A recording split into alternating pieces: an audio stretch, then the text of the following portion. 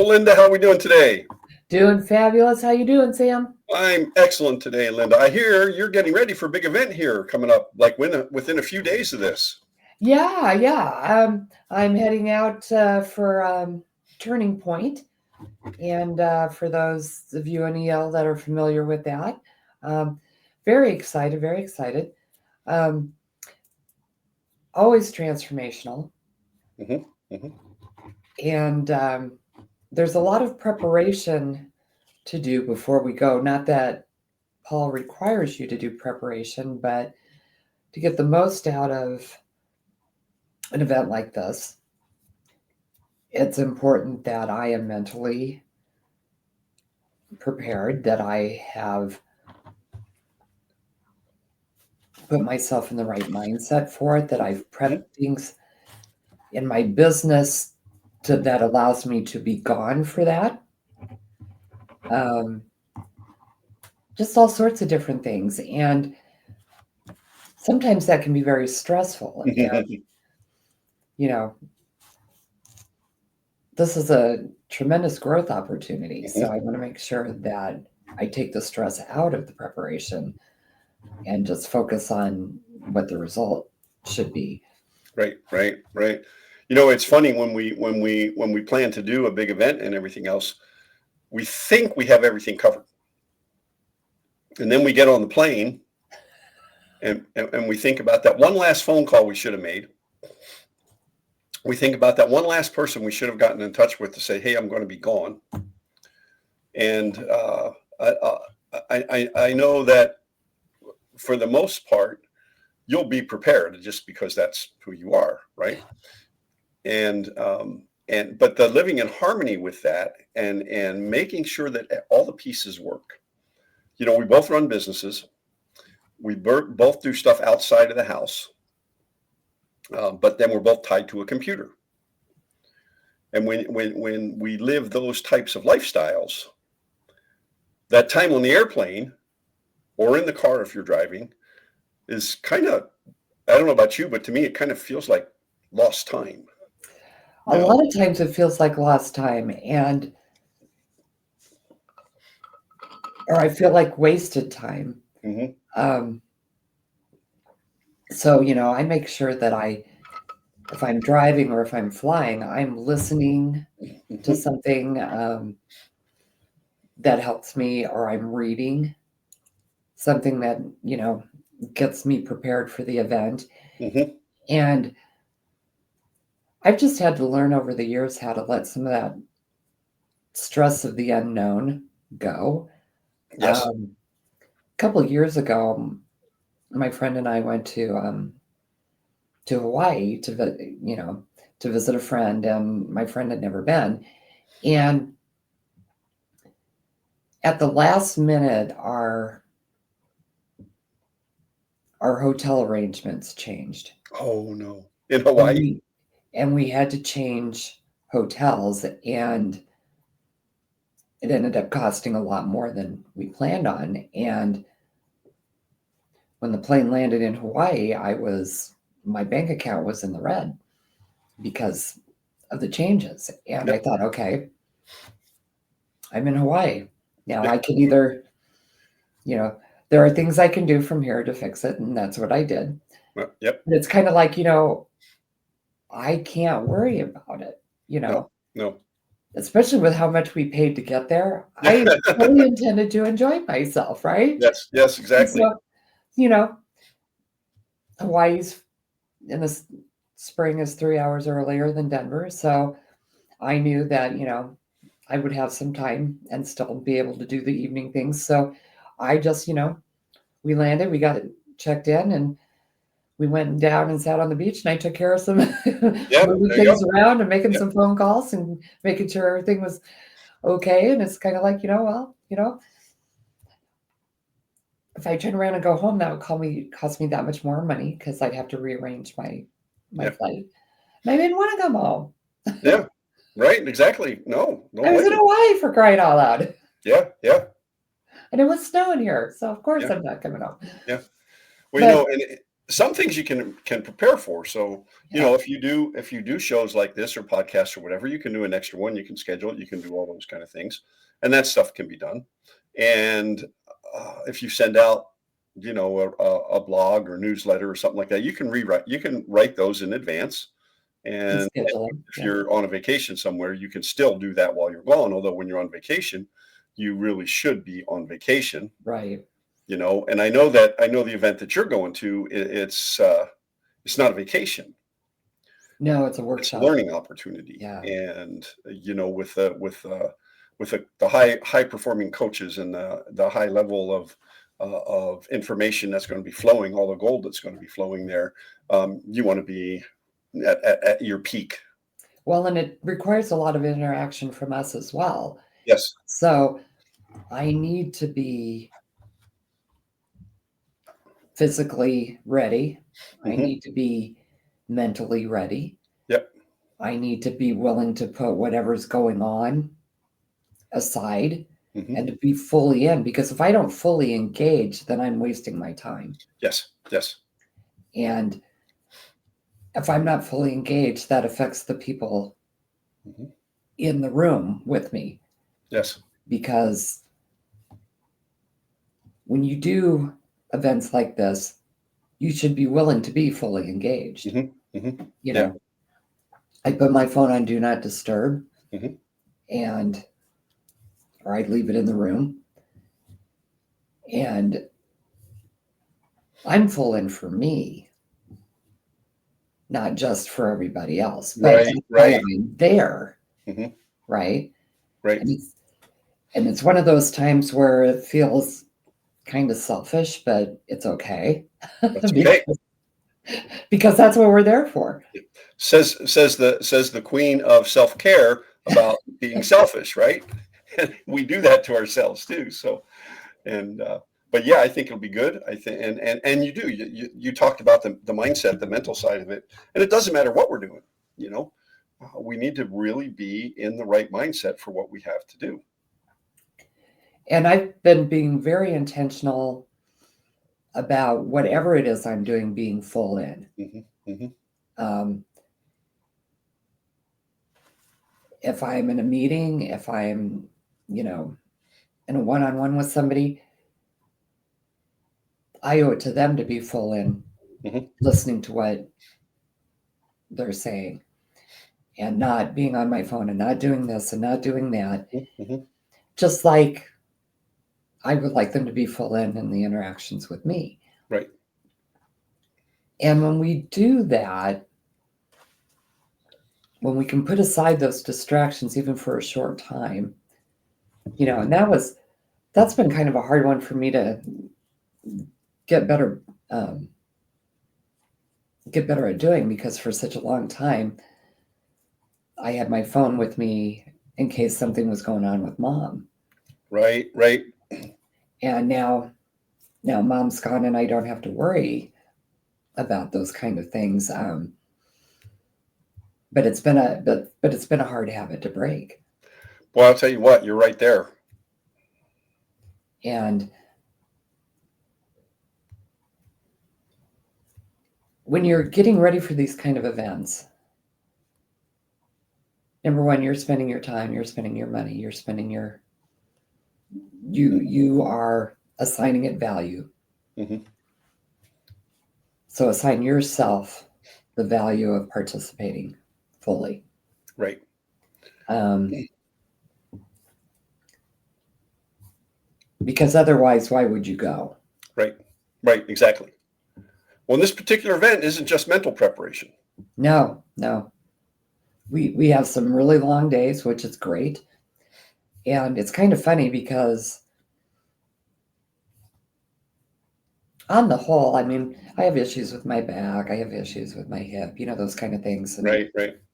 um, but when I go to Turning Point, that doesn't show up Hmm. because I'm really engaged in what we're doing. Right. And maybe when I go up to the room at night, all of a sudden it's like, but usually the body's going and the brain's going, Yeah. Yeah. and I set time aside at these events for some quiet time for me. Right. And again, that's kind of a hard one because I want to be around everybody because it's one of the few times I get to see all these people in person. Yeah. But I also know that to get the most out of this event, I need some time by myself to absorb and ponder and work on whatever we did that day. Right. And so I kind of set a schedule for myself, you know, and I'll go out to dinner and I'll do those fun things, but, I probably won't be down in the bar with everybody until midnight, 1, 2 in the morning Yeah. because I want to be fully rested for the next day. Yeah. Some of those folks are a little younger than we are and can do that now. I'm a night owl, but I also know that I want to be able to sit quietly with what I Mhm. don't want to wait till I come home to go through what I'm learning there Right. and what I'm deciding for myself and for the things that I'm working on while I'm there. I don't want to put that on the back burner until I get back to Denver. Right. It's funny, you mentioned the all hours of the night and stuff like that. My first really big sales job, I worked for a company that we had 100 sales guys, and our sales meetings were in Denver. And the first sales meeting I went to, I'm like, I didn't know what to expect. And uh, I get there, and we have great meetings the first night, and everybody says, "Well, we're going to go do this," and I'm, wait a minute, the meetings start at 7 o'clock in the morning, and I, at that point in time, couldn't separate. I had orders that had to be put in. I had all sorts of stuff that I had to do. It's like I can't go out to the bar tonight, and so it set a pattern for me for all future sales meetings. I got there, and that was work. It was not party time. Now, a lot of guys, it was party time, and a lot of times, I don't know, a few weeks after the sales meeting, we had new sales guys in some territories because of stupid stuff they did at sales meetings, right? So, and it set a pattern for me. But to be fully engaged in what it is you're there to do, we were there for new products, we were there for techniques, we were there for sales training. This was something the company fully paid for, and it never cost me a dime. They flew me in, put me up, got me to the hotels. The one time I drove, they paid for everything. I rented a car one time, they paid for that. And so I have to be fully in to be in that meeting because they're fully in. So you just have to be prepared that way. It's kind of funny. Sometimes you don't know if you're going to be able to do something. Right. So the experience I just went through, I work at the Port of Tampa, and one of the cruise lines I work for is Carnival. Well, Carnival offers a benefit. It's standby cruises. Well, anybody who knows what standby means you don't know. You don't know until they leave. No, and literally till they left. It was kind of funny because I'm training in a new position then, and so I see how many staterooms are available. I see what's there. So it goes from yes, no problem at 10 o'clock in the morning before we start putting people on the ship. Not going to be a problem. Call my wife and say, yeah, come on down around 1:30, 2 o'clock. When she gets there. She gets there around 1:30, 1:30, quarter to 2. And I'm looking at the computer and I'm like, I don't know. We going to get on or not, right? And so anyway, long story short, it wasn't until now the ship sailed at 4 o'clock. At 3, it was 3, I want to say between 3:30 and 3:45. One of the other guys that sailed with us and my wife and I are getting on the ship. They're calling for the last call for your muster drill, which means the next step is to call you out by name. We don't even have a stateroom key, so we can't go to a muster station. So we're running all over. Fortunately, there are some perks when you work for the port and you work for Carnival and all your name tags say Carnival and everything else. They put you in the right lines, right? And so we got that done. But we got on, and there's a mindset when you're going on vacation, you have a mindset, right? Well, we didn't know if we were going on vacation. We hoped we were going on vacation. We hoped we would get on the ship, and we did. But you don't cancel everything Right. or have somebody else, I don't anyway. I did call a few people and say, hey, this may happen. I'll let you know. But I know a lot of people, when I called them and said, hey, this may happen, I don't know for sure. Oh, I forgot. You didn't write it down. That's why you forgot. But we're on the ship. Once you get out into the Gulf, you don't have internet. Unless you pay for it. Unless you pay for it. And we had decided not to pay for it because we were going to be in 3 ports that had my T-Mobile service, right? But I forgot, no internet. Also, that means also no cell phone, no texting. And the second day out on almost every cruise out of Tampa is a sea day. So had to basically totally shut down. Nice. Yes. I did not realize how much I needed that. Neither did my wife. She's like, I have to send pictures. I have to do this. But I said, Rita, just take the pictures. We'll send them when we get to port. Yeah. And so all that stuff, all that being said, it was probably the first time where we really went on vacation that we were on vacation because we had very limited connectivity, very limited. And so you were all in for your vacation. We were all in. We had to be. And so it worked out very fine. We had a great time. We relaxed. We got back and everything. And guess what? Everything got taken care of. Imagine that. Yeah. 1 or 2 texts when we hit Cozumel, and as we're pulling in and could they tell you to put your phone on airplane mode. Mm-hmm. And if you don't, what happens is your phone is constantly searching for a signal. Yeah, and so you end up with no battery. Anyway, as soon as we got in, we started getting things. I think by the time we got there, I had 158 emails. It was at least that. I just let them go. I didn't start wiping out my phone until the way back. And so it was just one of those, probably the first time in a long time since we went to Ukraine in 2013. Yeah. That I really just shut down. And the only reason I shut down in Ukraine, I was working for a company. We had planned a vacation, but I had a bunch of stuff going on. I had some bids out. I was boom, boom, boom. I'm sitting up in the mountains in the Crimea working, send an email to my boss, get almost an instant email back. Do you have your iPad with you? Yes. It's a violation of company policy. Take that iPad out of the country. Shut it down now. Make sure you don't lose it. You are on vacation. I do not want to see you have any internet presence for the company. I'm handling your stuff. And I'm like, uh-oh. Good boss. Good boss. He was a good boss. One of the best I've worked for. But I worked for other companies where when you're in the positions that I was in, you had a company phone, they turned it off. Nice. Yeah.